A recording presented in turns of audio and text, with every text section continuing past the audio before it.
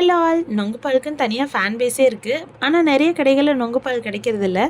So நம்மளே வீட்டில் எப்படி செய்கிறதுன்னு பார்த்துடலாமா? இதுக்கு ரொம்ப கம்மியான இன்க்ரீடியன்ஸ் தான், பட் டேஸ்ட்டு ரொம்ப சூப்பராக இருக்கும். சம்மர் முடியறதுக்குள்ள கண்டிப்பாக ட்ரை பண்ணி பாருங்கள். நான் ஒரு 10 நொங்க நல்லா தோல் நீக்கிட்டு இந்த மாதிரி வந்துட்டு க்ளீன் பண்ணி எடுத்திருக்கேன். இதுக்கு ஆட் பண்ணுறதுக்கு ஒரு 1/2 லிட்டர் மில்க்கு நல்லா காய்ச்சி ஆற வச்சு எடுத்துக்கலாம். இப்போது இந்த கெட்டியாக இருக்கும் இல்லையா, அந்த மாதிரி நொங்க ஒரு 6 நொங்க செலக்ட் பண்ணி இந்த மாதிரி குட்டி குட்டி பீசஸாக கட் பண்ணி ஒரு மிக்ஸி ஜாரில் ஆட் பண்ணிவிட்டு இதில் பால் ஆட் பண்ணிவிட்டு ஸ்வீட்னஸ்க்காக ஒரு 4 ஸ்பூன் அளவுக்கு நாட்டு சக்கரை ஆட் பண்ணியிருக்கேன். இது கூட இன்னொரு 4லேருந்து 5 ஸ்பூன் ஒயிட் சுகரையுமே ஆட் பண்ணியிருக்கேன். ஒயிட் சுகரோட ஸ்வீட்னஸ் தான் இதில் அதிகமாக இருக்கும். அப்புறம் எதுக்கு நாட்டு சக்கரை அப்படின்னா, இதோ இப்போ பார்க்குறீங்க இல்லையா, இந்த ஒரு பியூட்டிஃபுல்லான கலருக்காகவும் அதில் ஒரு மைல்டான அரோமா இருக்கும், அதுக்காகவும் தான்.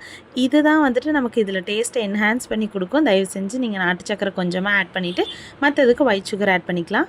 அண்டு ஒரு 4 பீஸ் ஆஃப் நொங்கை வந்துட்டு இந்த மாதிரி நல்லா தின்னாக இருக்கும் இல்லையா, எலசு நொங்கு, அதை இந்த மாதிரி பொடி பொடியாக கட் பண்ணி எடுத்துக்கிறேன் அதில் டாப்பிங்ஸை ஆட் பண்ணுறதுக்காக. இப்போ நம்ம கட் பண்ணி வச்சுருந்த இந்த எலசு நொங்கையும் நம்ம அடித்து வச்சுருந்த நொங்கு பாலோட ஆட் பண்ணிவிட்டு நல்லா ஒரு மிக்ஸ் கொடுத்துக்கலாம். இதை அப்படியே ஃப்ரிட்ஜில் வச்சு சில்லுன்னு சர்வ் பண்ணோன்னா சூப்பரான நொங்கு பால் வந்துட்டு ரெடி ஆயிரும். சில்லுன்னு இந்த நொங்கு பாலையும் குடிச்சிட்டு இடையில அந்த டாப்பிங்ஸோடு கடிச்சு சாப்பிடும்போது அவ்வளோ டேஸ்ட்டாக இருக்கும். நீங்களும் இந்த ரெசிபியை கண்டிப்பாக ட்ரை பண்ணி பாருங்கள். நெக்ஸ்ட் வீடியோவில் பார்க்கலாம். பாய்.